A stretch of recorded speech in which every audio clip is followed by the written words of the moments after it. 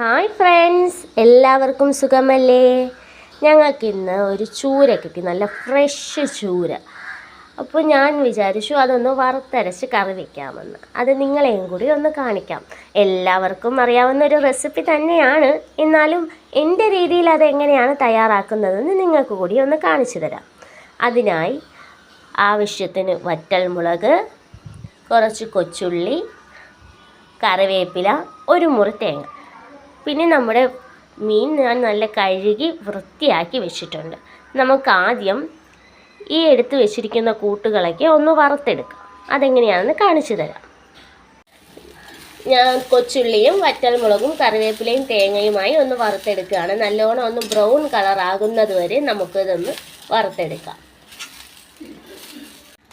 ഇതിലോട്ട് ഞാൻ അല്പം വെളിച്ചെണ്ണ ഒഴിച്ചു കൊടുത്തതിന് ശേഷം നമുക്ക് കുറച്ചുകൂടി ബ്രൗൺ കളർ ആകണം, അതുവരെ ഇളക്കി കൊടുക്കാം.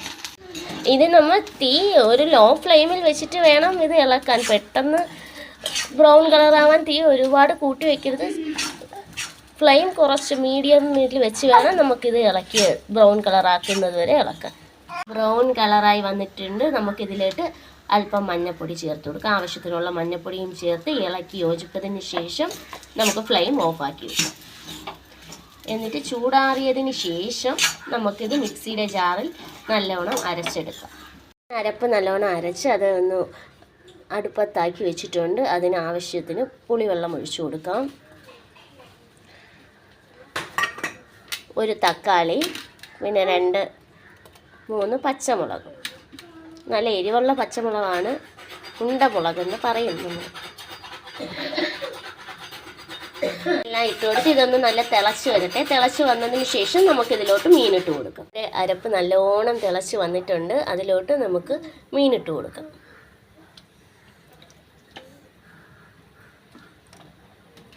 മീനെല്ലാം ഇട്ട് കൊടുത്ത് അരപ്പും മീനും എല്ലാം കൂടെ ആയിട്ട് നല്ലോണം പിടിക്കട്ടെ.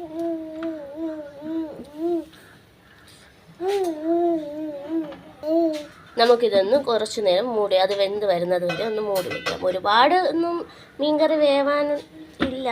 നമുക്ക് കുറച്ച് 2-3 വട്ടം നല്ല തിള വരുമ്പോഴത്തേക്കും മീൻ നല്ല വെന്ത് കിട്ടും. കറിയുമായിട്ട് നല്ല പാകത്തിന് വെന്ത് കിട്ടിയിട്ടുണ്ട്. എരിവും പുളിയും ഉപ്പും എല്ലാം നല്ല പാകത്തിനുണ്ട്, നല്ല വെന്ത് കിട്ടിയിട്ടുണ്ട്. നമുക്കിതിലോട്ട് ചെറിയൊരു താളിപ്പ് ഒഴിച്ചു കൊടുക്കാം. കുറച്ച് എണ്ണ ഒഴിച്ച് അതിലോട്ട് ഉലുവയും കറിവേപ്പിലയും ഇട്ട് കൊടുക്കും. ഈ ഒരു ചെറിയ താളിപ്പൂടെ ഒഴിക്കുമ്പോൾ കറിക്ക് നല്ല ഒരു ടേസ്റ്റും നല്ല മണവുമായിരിക്കും. നമുക്ക് ആ താളിപ്പ് ഇതിൽ കറിയിലോട്ട് ഒഴിച്ചു കൊടുക്കാം.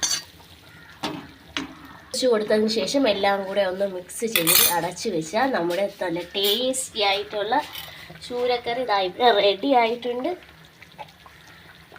ഇത് നല്ല ടേസ്റ്റി ആയിട്ടുള്ള ഒരു കറിയാണ്. നിങ്ങൾ എല്ലാവരും ട്രൈ ചെയ്ത് നോക്കണം.